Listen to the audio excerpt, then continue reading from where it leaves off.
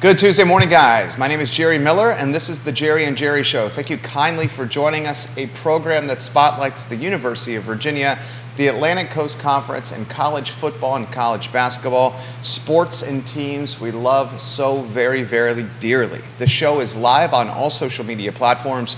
You, the viewer and listener, can shape the discussion by asking questions of Hootie Ratcliffe, offering comments on the topic matter we're covering.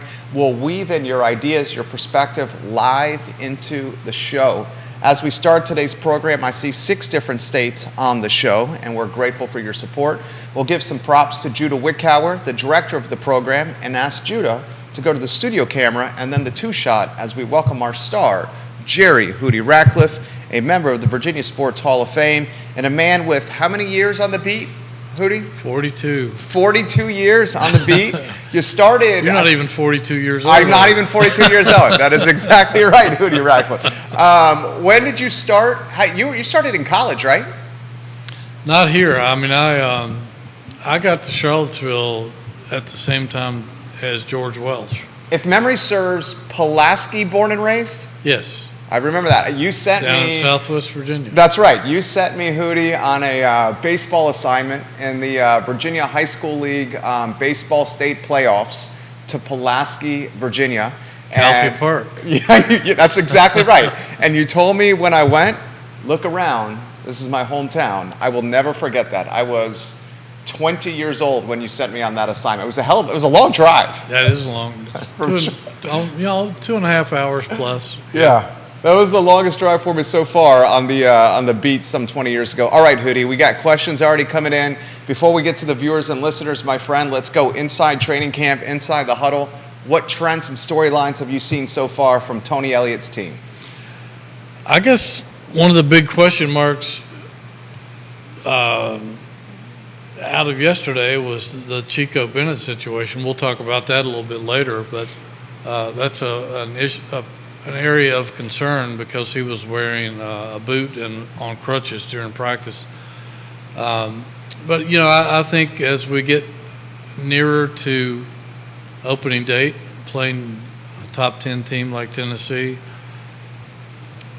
a lot of things are starting to come into the picture for Virginia. Their offensive line, I think, is starting to get a little bit more cohesive, a little bit more chemistry developing on that line. With some of the guys have been in the program for a year or 2 or 3 now. They have a couple of new faces as well. One of the interesting things yesterday was that Tony Elliott told us that coming out of Saturday scrimmage, their first scrimmage of training camp, was that the backup, Calendra, was pushing Tony Muskett at the quarterback position, which was, I think everyone found very interesting because this kid is a true freshman. He was playing high school ball this time last year down in Florida. I think he's from I'm not sure what part of the Florida. I think he's from Jacksonville, but I may be wrong about that. I'm not sure that's right. But I asked Tony specifically about him yesterday. I said, Calendra is he's not a big guy. He's pushing 6 foot, I think. He wasn't widely recruited. He was mostly mid-major schools that offered him. I said, what is it about him? Is he an overachiever? Was he overlooked? And Tony said, the kid he's got a big arm. He's just got a really big arm. And he had incredible numbers as a high school quarterback in Florida, put up some very eye-popping passing statistics. And he said, he's just a really confident kid. He's got a lot of moxie. He doesn't play like a freshman. And I think it's good for Tony Muskett to get pushed a little bit in training camp. Everybody had just assumed that it was his job after Jay Woolfolk decided to drop football. And so maybe Tony can't cruise quite as much and it's good to have competition. It brings out the best in both of these guys, and it's probably a good sign too, because I think we discussed in last week's show that if something happens to Tony Muskett, it's good to have A backup. somebody that's competent in the backup role, and so this kid could develop into that. If he's not starting, who knows? Right. Anthony Colundra, St. Petersburg, Florida. St. Petersburg, that's right. 5'11", 180 pounds. Right. He's a first year.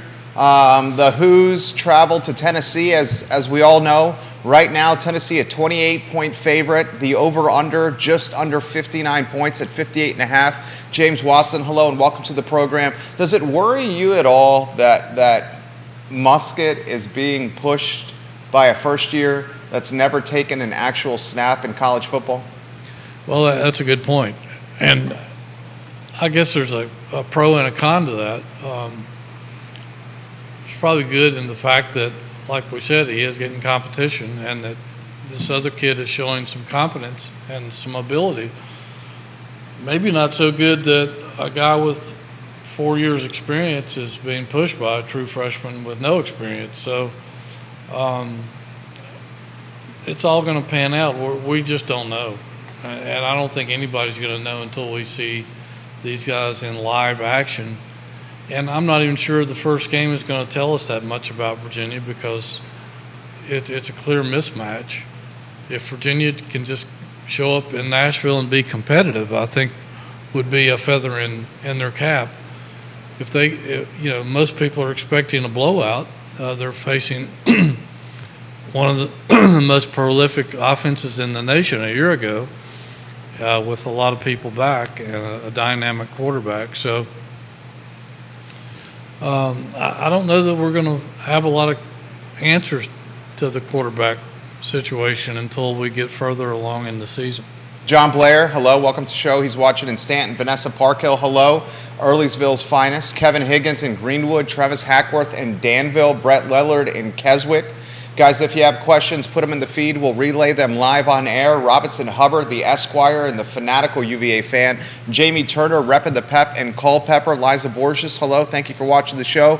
I see a couple of questions, which we will get to in a matter of moments. In fact, why don't we get to the question on the quarterback, Anthony Colundra, now. This question is coming from Jennifer. And Jennifer is watching in Short Pump. She said, is Colundra the young man that really shined in the spring game or early in training camp? Is that the same guy that I remember reading on Jerry's website? Yes, good memory there from her. He again, it was a spring game, so you got to keep everything in context, but he did have some very good numbers in the spring game. He threw the heck out of it, and he wasn't shy. And I think that's what caught Tony Elliott's eye, is that he had a true freshman come in and just be aggressive, and he didn't mind throwing the ball deep. We didn't see Muskett throw the ball deep that much in the spring game. A lot of his were dinks and dunks and mid-range stuff. Calandria wasn't afraid to throw it down the field. And, again, as Tony Elliott said, he's got a big arm, so that's not a problem. It's just sometimes I think they had to try to hold him back a little bit, because he was one of these guys, kind of the Brett Favre mentality that I can throw it 50 yards into a window pane, and sometimes that window pane's not there when the ball gets there. So I think that they really appreciated the fact that he was aggressive and had no fear, and that's what you want in a quarterback. And but she's right. He did have a very good spring game and a pretty good spring in general. So I think that's what pushed him into the position that he's in right now. Sandra McDaniel shared the show, liked the show. Emily Perry, which I believe is family to you. Over there. Yes, granddaughter. Your granddaughter just shared the program. Thank you for doing that, Emily Perry. We appreciate you, and thank you to being a frontline. She's a registered nurse, if memory serves correct. Yes. We champion the nurses and the police on this network often, and certainly will today. More questions coming in on the quarterback scenario. This is a fantastic question that's coming in from Matthew in Buckhead, Georgia. He said, is there a point in the season where Coach Elliott will consider the other quarterbacks on the roster because we know Muskett is not the future of this team? Hey, Matthew, I was just in Buckhead last week. That's to be determined. I think even though Calandria will probably push Muskett, as Tony pointed out yesterday after practice, I still think it's his job, and he has to lose it. It's his job to lose or his job to keep. Who knows what may happen down the road. I'm sure that Virginia is trying to recruit some good high school quarterbacks. They just lost a really good kid out of Richmond, Highland Springs, to Maryland in the recruiting battle. This guy was highly rated. So they're definitely out there looking for a future upgrade. Calandria could be the quarterback of the future. Who knows? You can't write off Muskett. He had over 5,500 yards passing at Monmouth and was CAA Player of the Year a couple of years ago. We got to give him a chance to see what he can do. Just because he was at a lower level doesn't mean that he can't be successful on this level. And he's a very confident kid. He's got tons of experience. There's a lot of question marks about him, whether he can handle the job or not. And I'm sure that's something he's wearing that chip on his shoulder every day to practice. So it's just, we really can't predict that at this point. A lot of people don't think he's the quarterback of the future. Some people think you just got to keep an open mind and give him a chance. But I think that's a question that's yet to be determined.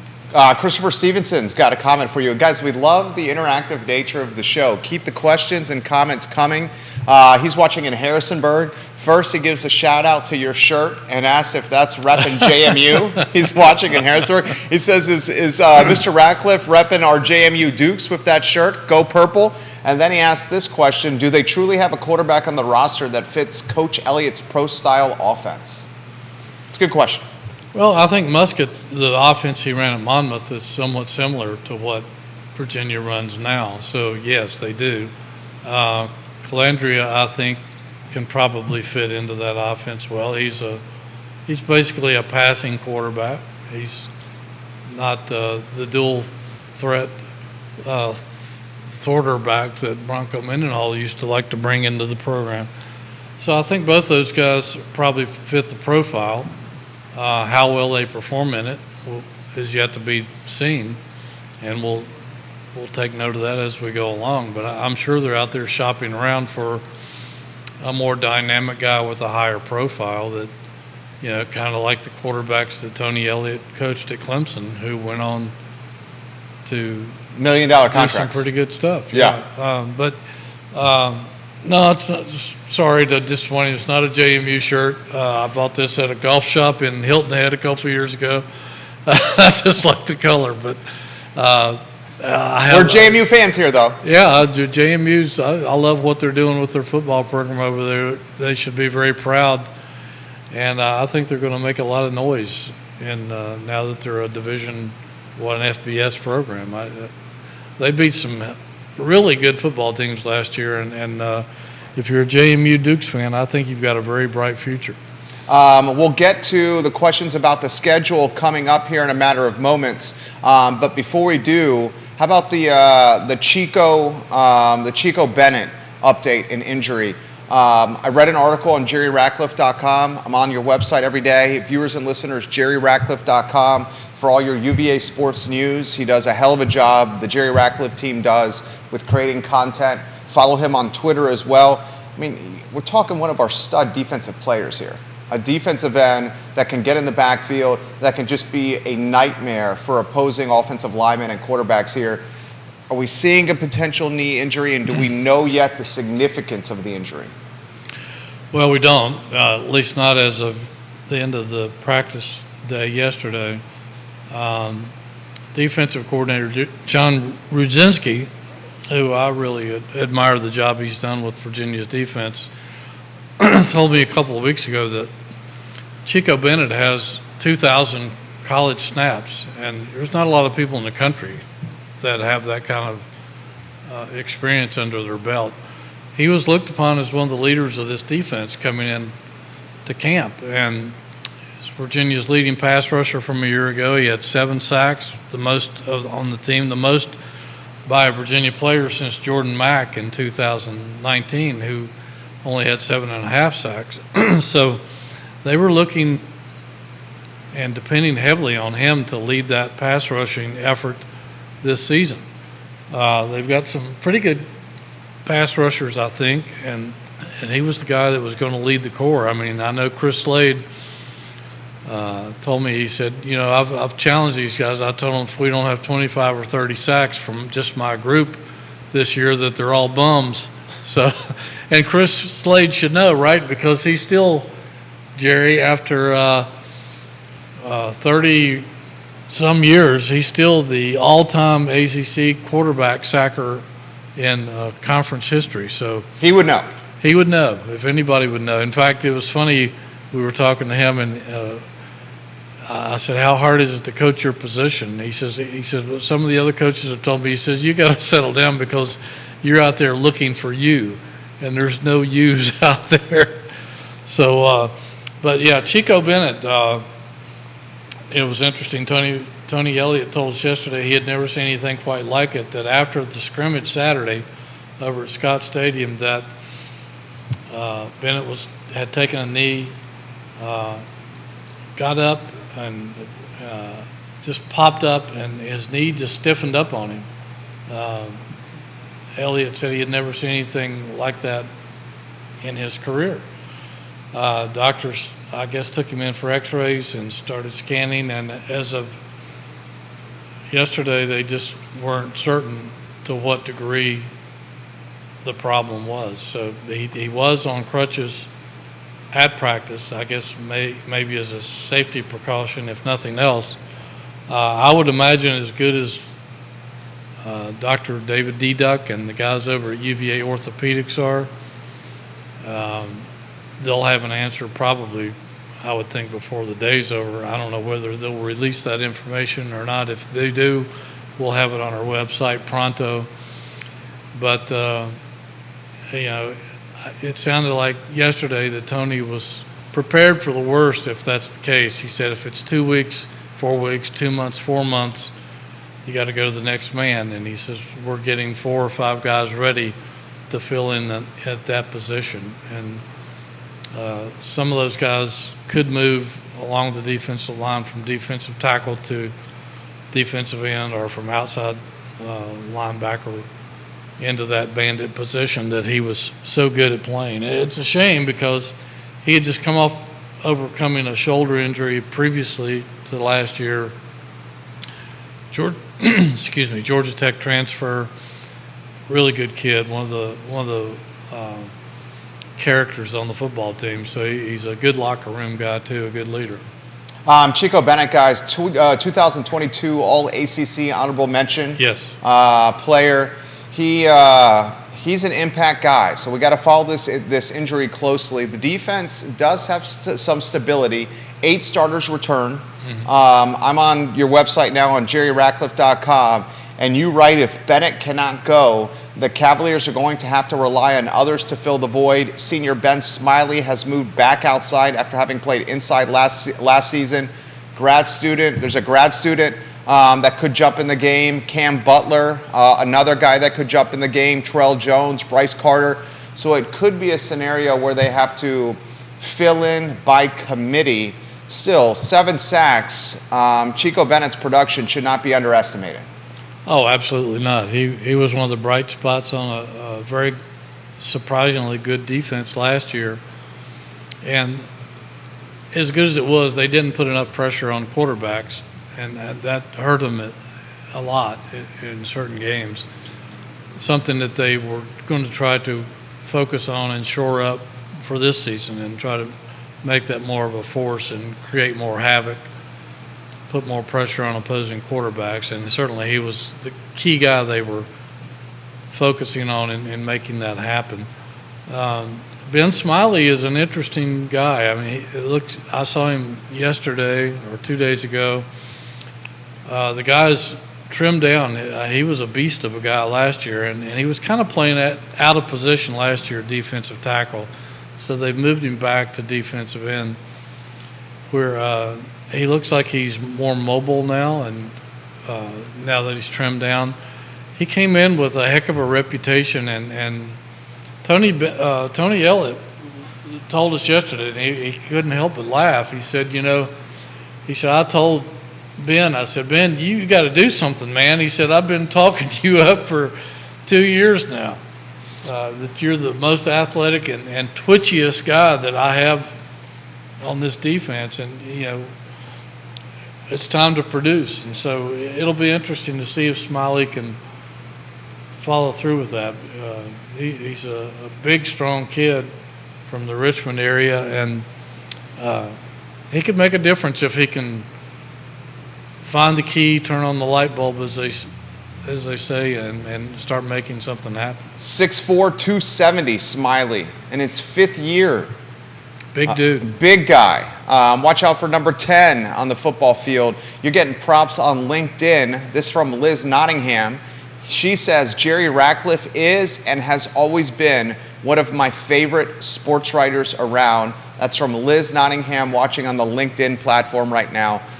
Liz, thank you. Thank you for watching. Amen. I concur with that. More questions coming in. Can you boys talk? And this is one of our headlines. We promise we'll bring this up to you guys. But this one's coming in from Arlington. How about you boys talk about that 34-year-old kicker walking on the football team? What a story. I mean, you talk about a potential movie script here. A 34-year-old earns a roster spot in the ACC for Tony Elliott, a walk-on kicker. All we need now is for him to hit a couple game winners, and the script gets even more enjoyable to write and to read and to watch. Yeah. Show is yours on a 34-year-old walk-on kicker, Hootie. Matt Ganyard seems like a great kid. We haven't met him yet, and there's a reason why. He's an I believe, Marine helicopter pilot, and I can't remember if he's in the Darden School or not, but I know he's a grad student. But his second year at Darden. Yeah, he graduated from UVA in 2011, I believe, and with his undergrad. He's an incredibly interesting story, and I don't know when or if we'll ever get to sit down and find all this out, unless he does something that warrants it in terms of getting a headline by making a game-winning kick or a kick of any kind, because Jerry, everybody wants to interview this guy. Like you said, he's a great story. This has never happened at UVA before.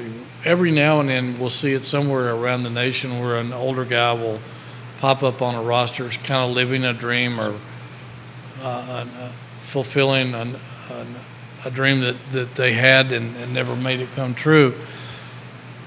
But with Matt Ganyard, there has been national programs wanting to have him on their shows. And he has declined all interview requests because, as you might can imagine, being a former Marine, it's not about him. In his mind, it's about the team. He doesn't want to do anything to distract from this team and what they're trying to do. He doesn't want to draw any attention to himself. And so until he does do something that's noteworthy, at least to him, we may not get a chance to talk to him, really. And it's a great story out there, and you're right. It's the kind of stuff that Hollywood scriptwriters love. And who knows? He may make an impact on this team. It's an interesting fact to me that he's worked with Nick Novak, Albemarle High School graduate, who has a kicking school. You probably remember him. I did. I covered him under your tutelage. Yeah, I thought you did. And Nick Novak went on to become the ACC's all-time leading scorer at Maryland as a kicker. Had a nice NFL career, has kicking camps and stuff now, and so Matt Ganyard has worked under him. Tony Elliott will be the first to tell you that Ganyard has a nice pop to his leg. I've seen some video of him, and he's making some nice kicks from what I saw. It's an interesting in college football. A lot of coaches don't want one guy to handle all the kicking, like PATs, field goals, and kickoffs. They'd rather spread that around in case a guy suffers an injury, because then you've got all kinds of positions you've got to fill. If Ganyard can just be the kickoff guy, if nothing else, that's one less burden for the other kicker, who is a veteran but had a so-so year last year. So it's not like that door is closed. I'm sure there's plenty of competition in camp, and that Ganyard is a guy that they're keeping their eye on closely. This story is just a beautiful story. A double who.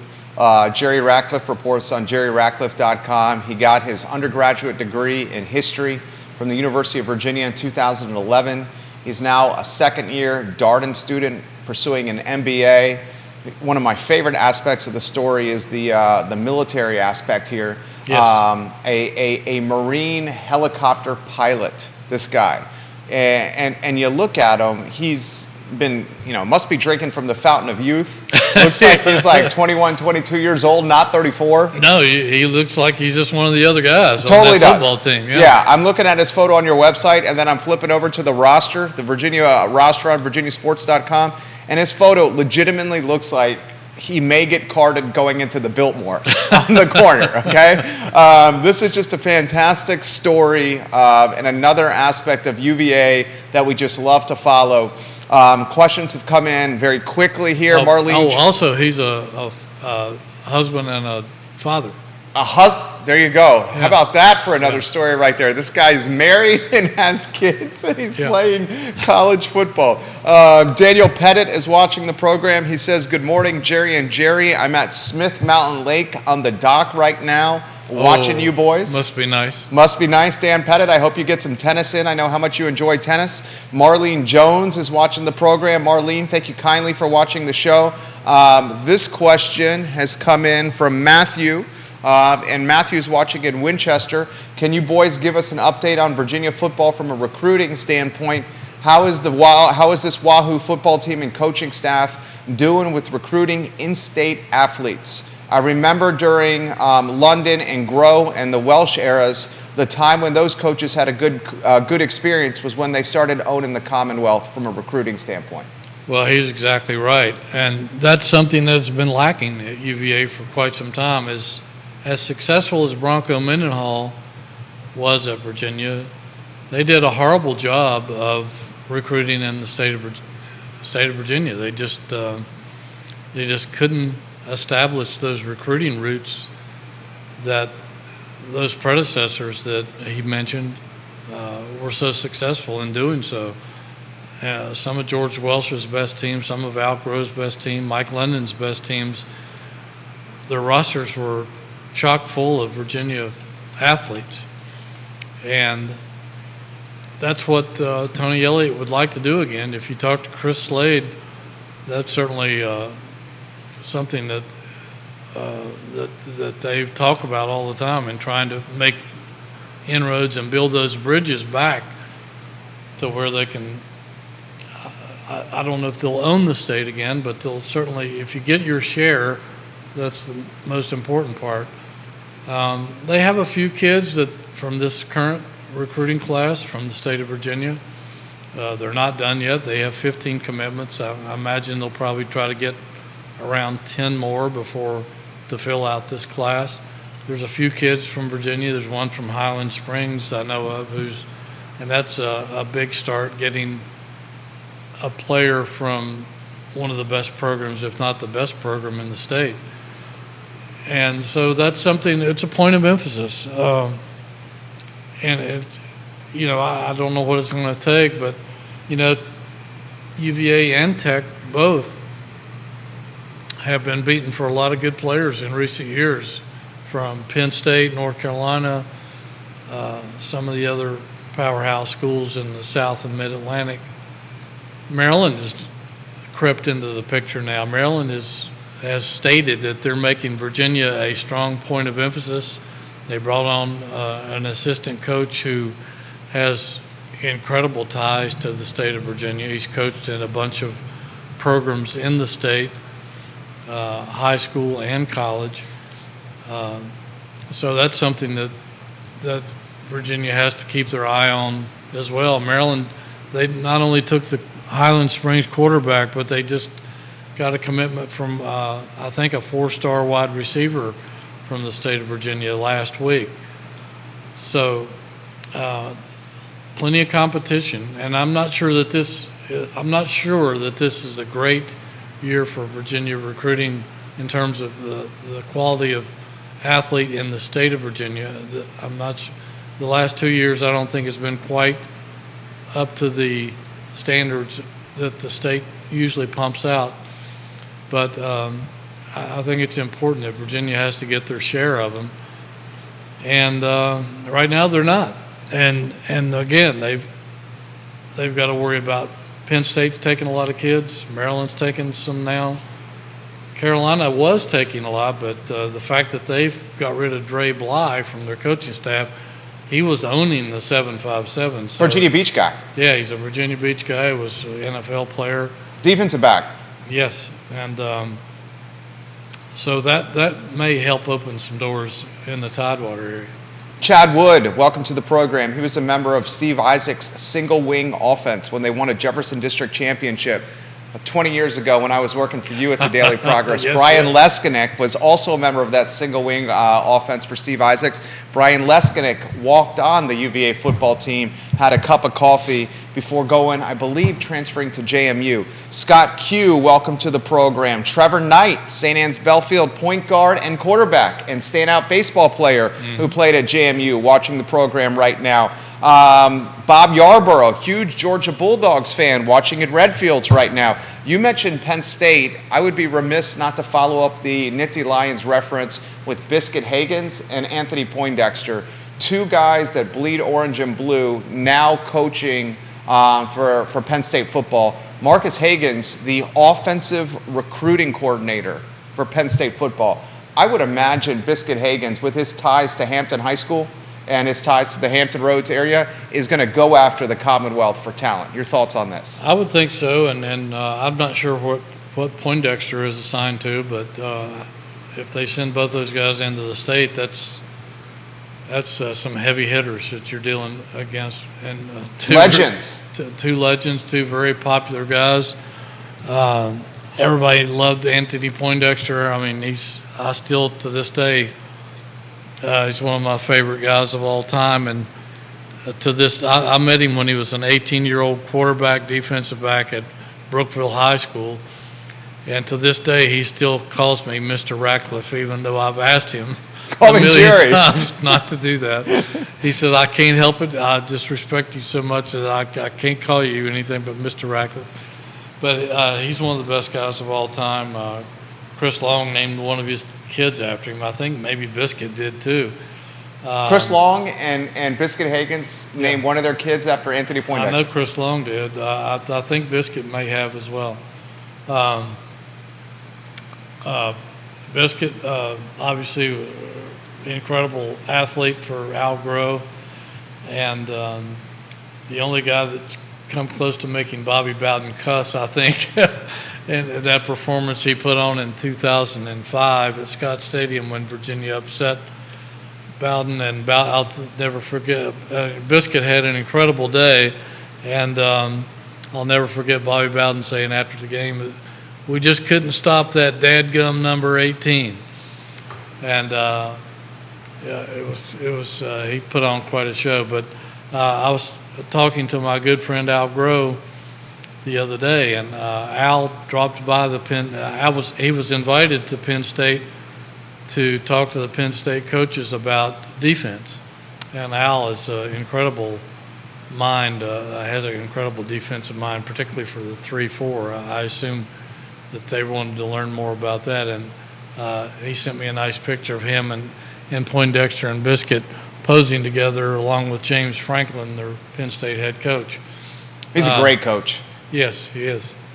And so what was the original question? I got off on a tangent there. Well, Biscuit and Poindexter, are they going to own the Commonwealth from a recruiting standpoint? I mean, they're not that far. Yeah, I mean, that's an easy trip. Well, it's not an easy trip. If you're flying, it is, but it's not an easy trip to Happy Valley from here. But, I'm sure they're going to, if they're assigned to the state of Virginia, and I would assume James Franklin would do that, that's a tough duo to go up against because, like you said, they're legends in the state. Even the kids growing up today, if they don't know about them, it's easy to find out about them. I'm sure their coaches and parents know about them. So I wouldn't want to be recruiting against those two guys anywhere. They're both great personalities and good down-to-earth people and good family men. So, Biscuit did an incredible job down here off the field as well, not just with the athletes, but he reached out into the community and had all sorts of runs and walks, getting kids, underprivileged kids and stuff involved, and taking people to the monument for the slaves at UVA and all sorts of things like that. He was just so heavily involved in the community. So that was another aspect of him that just made him the man he is. Mark Lichtman watching the program. Love Mark Lichtman, one of my favorite guys. Great guy. He says, good morning to two of my favorite Jerrys. Mark Lichtman, we love when you watch the show. ACC teams to watch. What do you think outside of UVA, what do you see as the teams to watch this year in college football in the Atlantic Coast Conference? Well, you got to start with Clemson no matter what you do. They had an off year last year and still won 9 or 10 games. So they have a lot of people back. A lot of things are going to center around whether their quarterback can live up to the reputation. He came into Clemson as the number one quarterback recruit in the country a couple of years ago. They were going to redshirt him. He didn't really do much in last season because they had a veteran guy in there who drew a lot of wrath from Tiger fans because he wasn't putting up the kind of numbers that they were accustomed to, and they pinned a lot of the blame on him.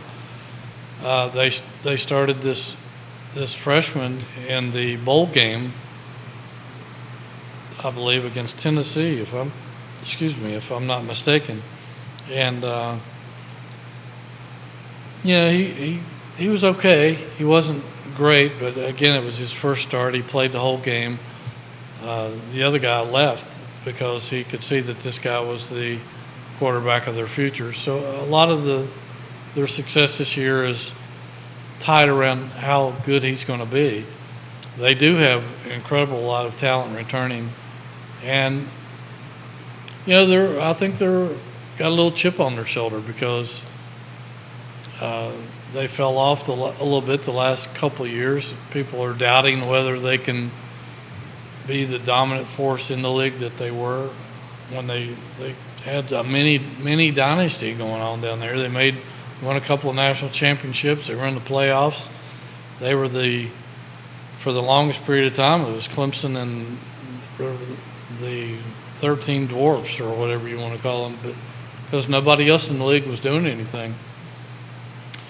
That being said, Florida State got a lot of first-place votes in the ACC preseason poll down in Charlotte that we attended a couple of weeks ago. Mike Norvell has done a surprisingly good job in turning that program around. They've coming off one of the best recruiting years in the country, and they probably had the best recruiting year through the transfer portal of anybody in the nation this past spring. So there's a lot of talent, including a former Wahoo, Fentrell Cypress, who was all ACC and one of the most highly sought after corners in the country in the transfer portal. A lot of people think Florida State is poised to make a run. We'll see. I think they have an early season game with LSU that will tell us a lot. But, beyond those two, some people are still buying that North Carolina is a team to watch. Drake May is a Heisman candidate quarterback. He's lost some of his playmakers from last season. Does Coastal Division go through Chapel Hill? Well, we don't have a Coastal Division. Oh, that's right. It's first year. Aggregate. It's an aggregate thing. Yeah. So the top two teams will play in the ACC championship game in Charlotte. Right. Some people think Carolina can be there if they can shore up their defense, which has been their problem the last several years. NC State, they're counting on Brendan Armstrong to lead them to glory. We'll see. They've been a good program. Some people think that Mario Cristobal has it going on in Miami. They have a veteran quarterback. I'm not sure he's as good as advertised. They do have a lot of talent. They've recruited well. Some people just don't think that Miami can get it done. We'll see. Those are probably the schools that have the best chance of challenging Florida State and Clemson for those top spots. Some of the others that are on the fringe have the unfortunate task of playing both Florida State and Clemson on their schedule. And I think Wake Forest even plays Notre Dame in that mix. So that's a lot to overcome for a team that's on the cusp of that middle of the pack. So those are the schools right now that people believe are going to be in contention for the ACC title. Kathy Pillar, watching in Rome, Georgia, giving us some props on the show right now. Comments are coming in. We'll see if we can get to... A lot of Wahoos down in Georgia. Yeah, there are a ton of Wahoos in the Atlanta, Buckhead area of Georgia. I've met a lot of those people through Twitter, believe it or not, and I'll see them at Georgia Tech games and stuff. It's great to meet those people. Absolutely. A lot of Wahoos in finance in that portion of Georgia. Comments are coming in pretty quickly here. We'll get to a few viewer and listener comments and put your thoughts in the feed. We'll relay them live on air here on the Jerry and Jerry Show. This one's coming from Memphis. Do we just discount? First, he says, I'm a UVA graduate of 2001. Should we just discount the first game of the season with the Vols? As Jerry said, they're a 28-point favorite. And which game on this calendar or which game on this schedule is the one that you'll say this is a true test of what the season could be? It's not a bad question. Yeah, very good question. Wow. On paper, it's a mismatch against Tennessee. Tennessee has SEC championship aspirations. They have collected a lot of talent, maybe not the right way because Jeremy Pruitt got them put on probation. But there's a lot of talent in that program.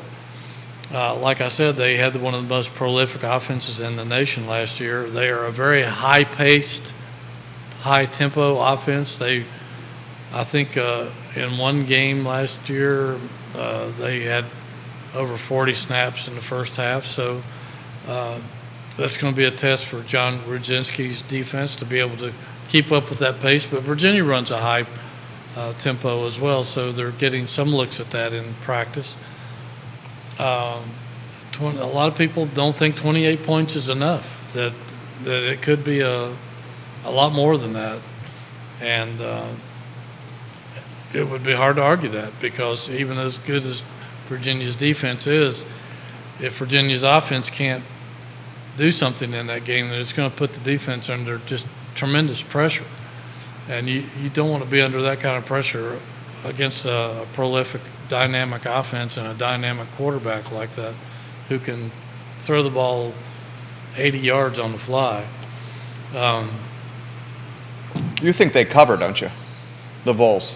They should. I mean, if they don't, they're going to have to look themselves in the mirror and see, what's not right with their program. I think and this game is on national TV. This is a 12 p.m. kickoff on ABC here. Yes, it's. You got to be careful what you wish for right. sometimes. I know. there's been so many moments for Virginia football over the past 10, 20 years where they had a national showcase, limelight shined on them, and it didn't end so well. And so you got to be careful with those kind of moments. It can help you or it can hurt you. We got comments. And the rest of his question, I'm sorry. I would say probably the Maryland and NC State game are going to give us a true indication of what this team is all about. Maryland, September 15th in College Park, 7 o'clock kickoff. NC State, Friday, September 22nd here in Charlottesville, a 7:30 p.m. kickoff. Both those games Friday night under the lights on some big-time TV scenarios. NC State, ESPN, Maryland, Fox Sports 1. This is an interesting question that's coming from Steven. Steven is watching in the McLean area, and he says, how about some ACC expansion talks? Is Ratcliffe surprised, he says, that expansion did not go as some of the national outlets were reporting it would go? I wasn't thoroughly convinced that it was going to happen. I knew there was some opposition going in. It was difficult to tell how much because the ADs and presidents weren't saying much to anyone. And they still haven't said a whole lot. We do know that Florida State, Clemson, North Carolina, and NC State were solid no's. We don't know where the rest of the league stood on that, except for Notre Dame, who strongly pushed the ACC into accepting Stanford and Cal. I don't think they were too gung-ho on SMU. SMU, yeah. But they wanted Stanford and Cal for the academic reputation, which would certainly enhance the ACC. And that was part of the equation. It wasn't just football. It wasn't just athletics. The ACC prides itself in being one of the most, or if not the most significant academic league in the country. And they take that very seriously. The presidents do.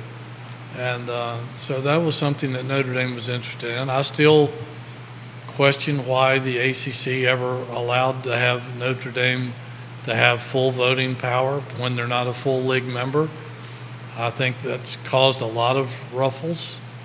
Not only that, but there's been a few things that have raised the ire of some ACC schools in recent years. When we had the COVID year and everybody had to play, there was no divisions that year. Notre Dame was able, because they couldn't put together a schedule, the ACC said, come on board, you can play for our championship. And they did. They played in the ACC championship game, and that ruffled a lot of feathers. If you're so interested in us bailing you out, then why is it you refuse to join the league and bail us out? Because that's the one thing, Jerry, right now, with all this expansion going on around the country, if Notre Dame just said, yes, we're going to play ACC football, we're an ACC full member, we're an ACC football team, that would save the ACC. That would end all talks about leaving the league. It would put the ACC solidly on the map right there with anybody else. There would be no more controversy about any of this stuff. But Notre Dame won't do it for selfish reasons. A lot of their younger alumni would like to see them in a league. It's the older alumni that don't want it. I don't know if that's ever going to change, but if we get down into a thing where there's only two super conferences, they may have to join a league because who are they going to play? All these teams are going to be playing 10 or 11 conference games, if not 12. So, who are you going to play? They're going to knock out all the lesser teams that they're playing now, the group of five and all that stuff. They'll just be playing each other. So Notre Dame could be in a bind there. But I can't say that I was totally surprised that it was a no. It never even got to a vote. It was kind of surprising to me that they didn't explore and it's still not completely off the table. The SMU wrinkle. there's still some talks going on. It's not like that it's a completely dead issue. It doesn't seem too healthy right now, and it's on life support. I mean, SMU in particular really tried to incentivize their inclusion in the ACC by saying we won't even take the money for 5 to 7 years, as you've reported on your website. I have a good source out in Fort Worth, and they're very familiar with everything that goes on with SMU. And they told me that there's so many wealthy SMU alumni and boosters that they were willing to give the SMU athletic program over $200 million to make up for what they would lose by not taking ACC money. And so that's a deal that's just hard to refuse. And the Dallas market's a great market. It's a great market. My source out there tells me that even though it's a great market, that SMU doesn't own as much of it as we might think. That it's more Texas. More Texas A&M, it's more TCU. SMU is kind of the stepchild. Now, if they became a Power 5 member and started playing some schools like Florida State, Clemson, etc., Notre Dame every now and then, that might change. They might be a bigger piece of that Dallas market. But it also opens up the Texas-rich football recruiting territory to ACC schools, which would certainly be a welcome thing. But, absolutely. Well, we'll see. I don't know if I should. Well, I won't say this on air, but it's something that my source told me out there about how desperate SMU is to join a Power 5 conference. But it was on my website. I'll leave it there. You can look it up. This is what you report here. Reportedly, ESPN would be required to pay the ACC between $33 and $35 million for each new member, and it would be the ACC's decision on how that money would be distributed, even though SMU would not take a piece of the pie for several years down the road. Supposedly, both Cal and Stanford would have accepted a less than full share, about 70% of what current ACC members would receive in added TV revenue.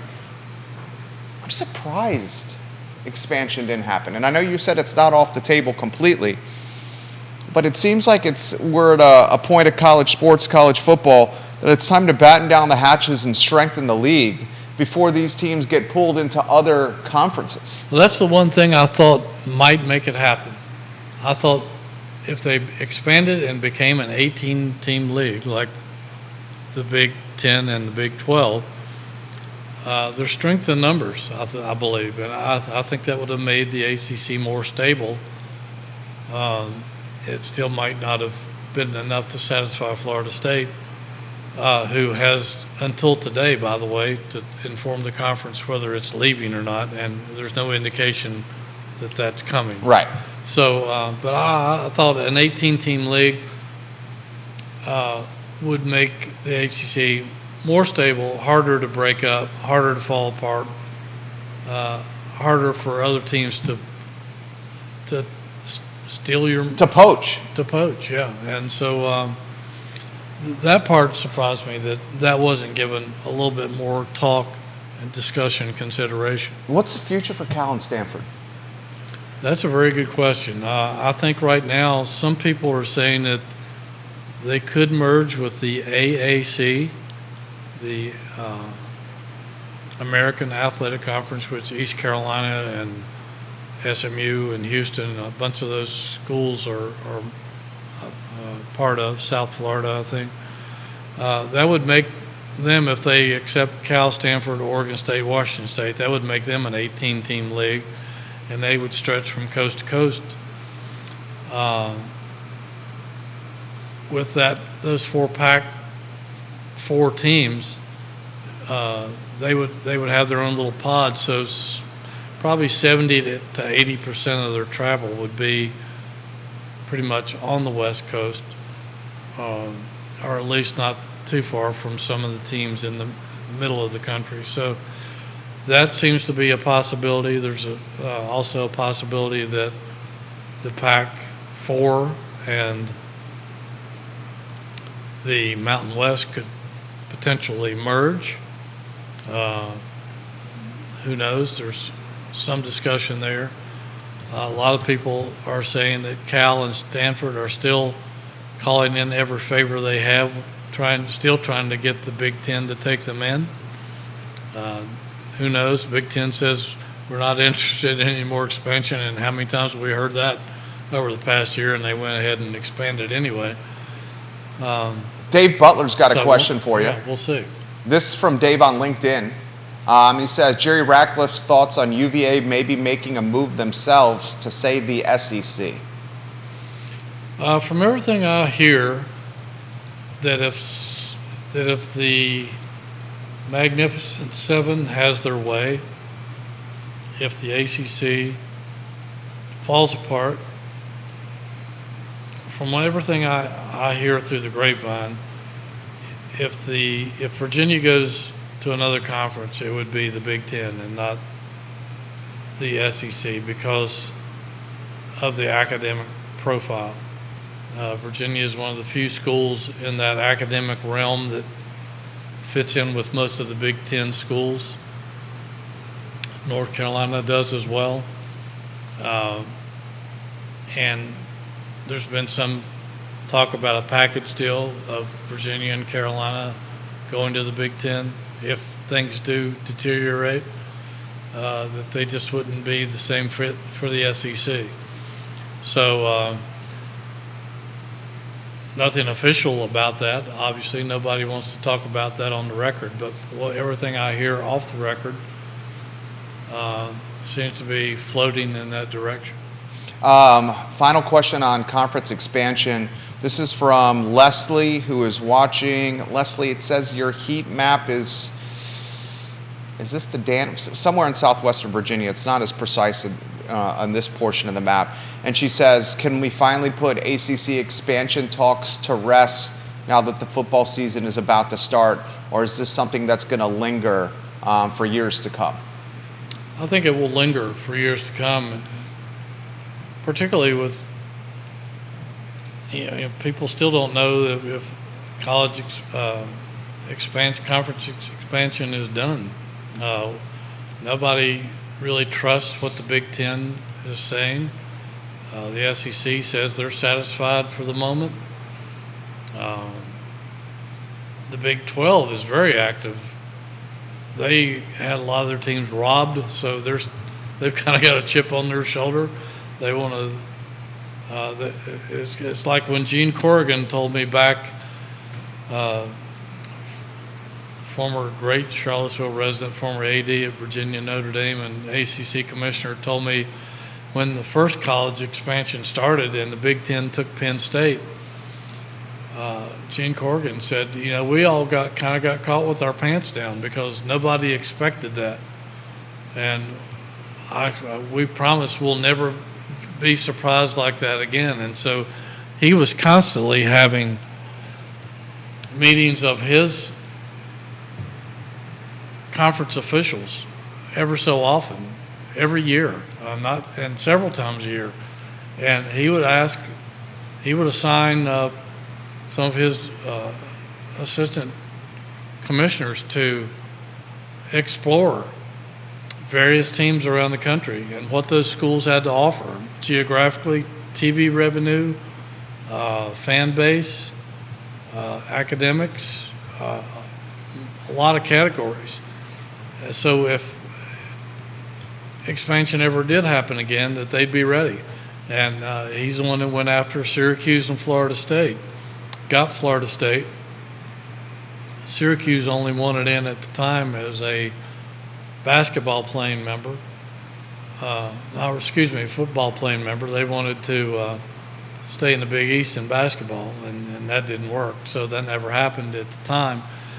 But, that just goes to show that I think all these commissioners are always having people studying what's out there. There's not a whole lot left to scoop up unless somebody in a major conference wants to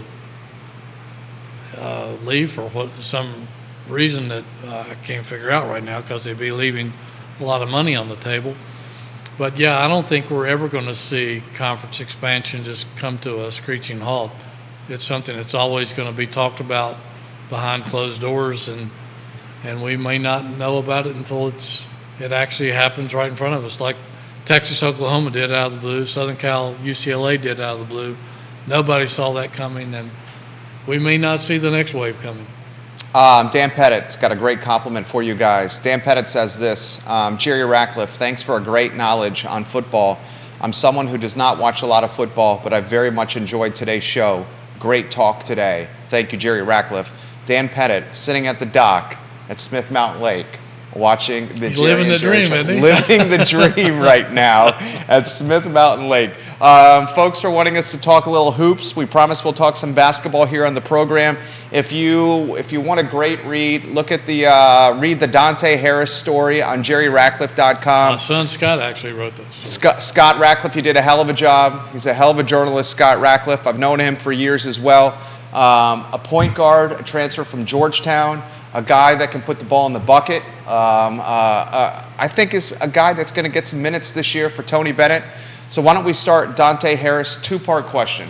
Your thoughts, Jerry Ratcliffe team thoughts on Dante Harris, expectations this year, and the second part of the question is, we got some guards on this roster. Do we have a crowded backcourt here, Hootie? It's a good problem to have for Tony Bennett. And those who know how Tony operates, he likes to play 2 point guards at the same time, so that's not an issue.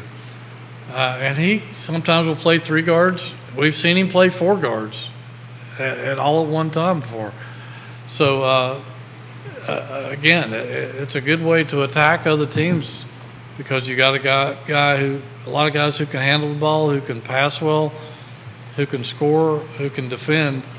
Dante Harris was the Big East tournament MVP a couple of years ago. Nobody saw that coming from him.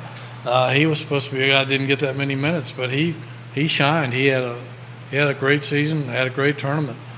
Like you said, the guy can light it up. I don't know that anybody's going to light it up in Tony's offense.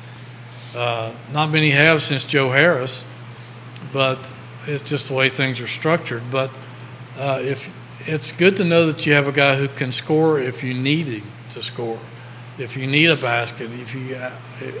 Last year they didn't have a really confirmed go-to guy, and I think that hurt the team down the stretch when they struggled to score in a lot of games, and it hurt them in the NCAA tournament. It cost them a chance to move on. But Dante Harris, my favorite story about this kid is he played for Curtis Staples, the UVA all-time three-point champion at a private school out in Tennessee. And Curtis, I listened to my son's interview with Curtis, and he said my favorite memory of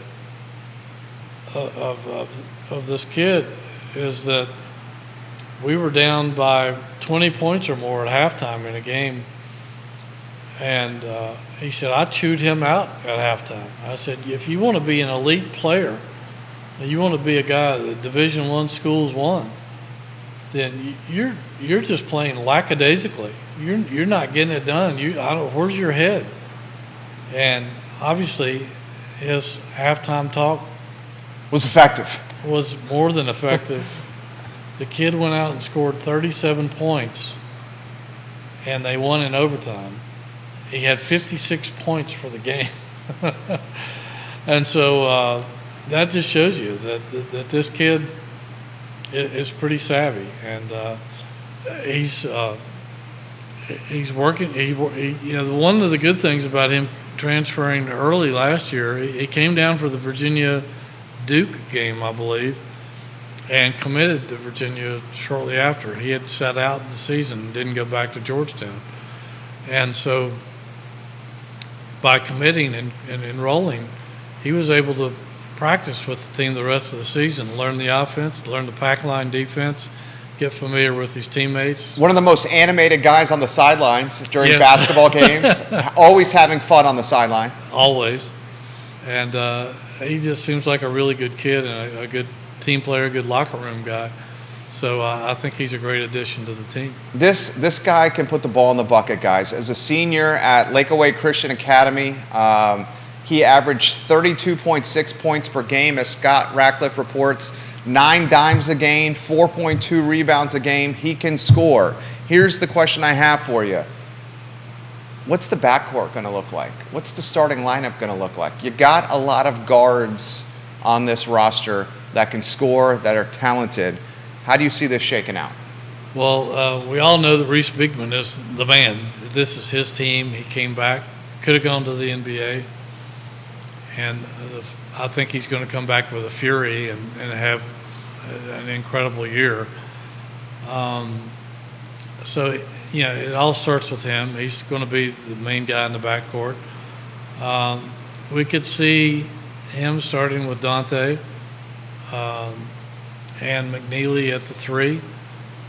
We could see McNeely at the 2. There's a lot of interchangeable parts there. Andrew Rohde, who led all freshman scorers in the nation in Division I last year.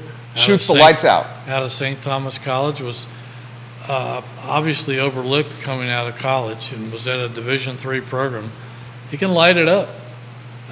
He can definitely light it up. So you got plenty of guards to choose from, and I think a lot of people are going to be envious of Tony Bennett having those kind of guys that he can shuffle in and out of games. And it's, somebody's going to be hot out of that group. There's no way that they can all have a cold hand. So it may just be a matter of who's hot on what night. But it should be a fun thing to watch to see who ends up with the most playing time out of those groups. We may see different guys start from game to game depending on matchups and personnel. And you mentioned in our pre-production meeting we should not sleep on Leon Bond. Leon Bond redshirted last year, stuck around, and I've heard a lot of good things about him, that he's tearing it up in practice, that he's become somewhat of a stud. And we got Ryan Dunn, who even before his sophomore year of college started, he's already being projected as an NBA guy next year. They're saying a DeAndre Hunter clone. Yes, and they told him that when they recruited him, and I think that's one of the things that convinced him he wanted to come to Virginia, even when they ran out of scholarships and he decided that he was going to walk on and pay his own way.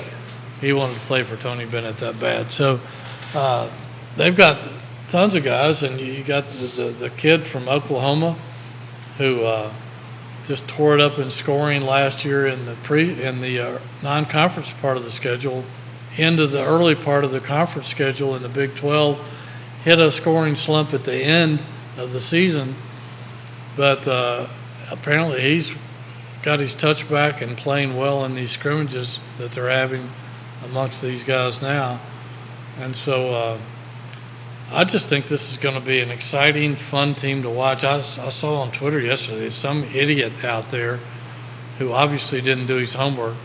His biggest take on the coming basketball season nationally is that Virginia won't make the NCAA tournament. That's crazy. And I think this guy's nuts. Yeah. That's Looney Tunes. This is going to be one of the deepest teams. Be one of the better Virginia teams that we've seen, I think, because they're going to have so many multiple guys who can score and play make, and the defense is always going to be there. So I think it's an abundance of riches, and they're already building chemistry. That was my only question mark.